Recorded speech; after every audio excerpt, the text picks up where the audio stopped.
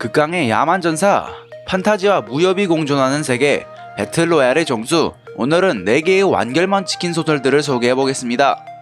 호쾌한 야만전사가 주인공인 소설, 바로 게임 속 전사가 되었다인데요. 게임을 좋아하는 주인공이 반값에 산 RPG 게임의 캐릭터를 만들고 그 게임 속으로 들어가는 스토리입니다. 근육을함한 상남자 캐릭터, 주인공은 다른 게임에서도 자주 선택했고 자연스레 새 게임에서도 야만전사를 선택했죠. 게임은 온갖 괴물과 마법이 나타나는 세상. 그나마 주인공에게는 다행인 점이 있었는데 게임 난이도를 쉬움으로 낮추고 추가 능력치까지 추가를 하면서 1렙으로서는 생각할 수 없는 큰 힘을 갖고 시작했기 때문입니다.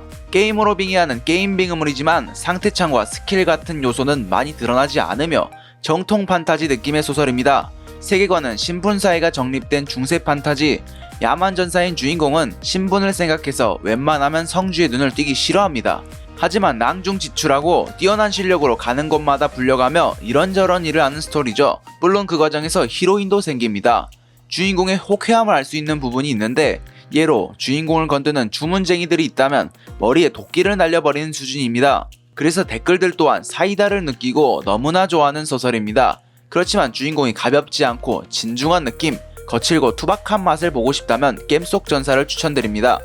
다작으로 유명한 목마 작가님의 소설, 제목 그대로 쥐뿔도 없는 회기인데요. 이계로 소환된 주인공이 용병으로 굴러다니다가 던전에서 얻은 돌을 가지고 회기하는 이야기입니다.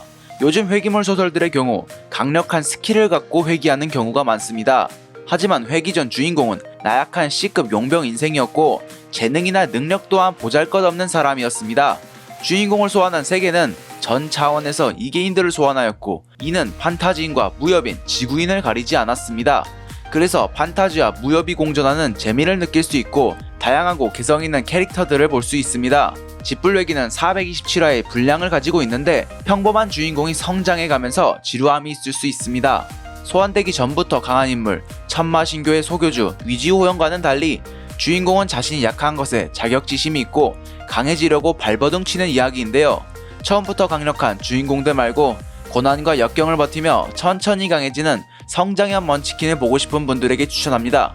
추가로 쥐뿔회기를 쓰신 목마 작가님의 신작 빌어먹을 환생 또한 카카오 페이지에서 연재 중이니 꼭 보시는 걸 추천합니다. 카카오 페이지 143만 명이라는 엄청난 인지도, 호불호가 있으나 많은 팬덤을 가지고 있는 소설, 바로 무한의 마법사인데요. 엄청나게 방대한 분량을 가지고 있고 독특한 마법 세계관으로 유명합니다. 시작은 포대기에 쌓인 채 버려진 주인공 시로네가 사냥꾼의 자식으로 살다가 더 큰 꿈을 향해 나아가는 이야기인데요.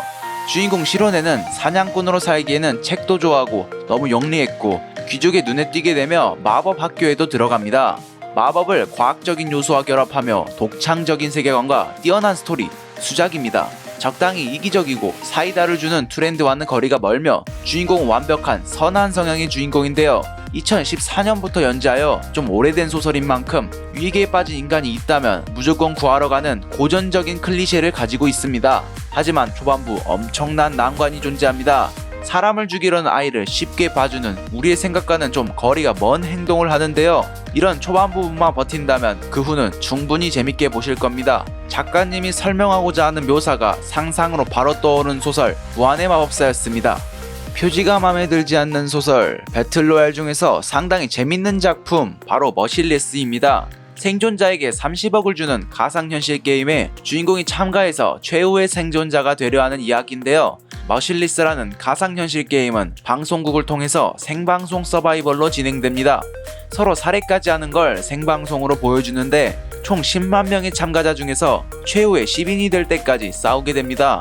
서로 싸우는 그 과정을 생방송을 통해서 전 국민에게 보여주는 것이죠. 대기만성형인 주인공은 평범한 유저들과 똑같았지만 점점 강해지며 초반에는 약하기에 그 긴장감은 대단합니다. 머실리스는 단순한 가상현실 게임 소설과는 다릅니다. 죽어도 다시 살아나고 아무 고통이 없는 가상현실 게임은 긴장감이 줄어들 수밖에 없는 구조지만 고통을 다 느끼고 극한의 상황에 온 인간을 표현하는 소설이죠. 필력 준수하며 높은 몰입감과 독창적인 스토리, 하지만 기본 스토리의 개연성이 좋지 않은 점은 말씀드립니다. 현실에서 10만 명이 가상살인 게임에 참여해 다양한 범죄들도 발생하는 게임을 방송으로 내보내주는데 어떻게 이걸 현실에서 방송을 허용해주는지, 또한 그걸 국민이 어떻게 받아들이는지는 미지수입니다.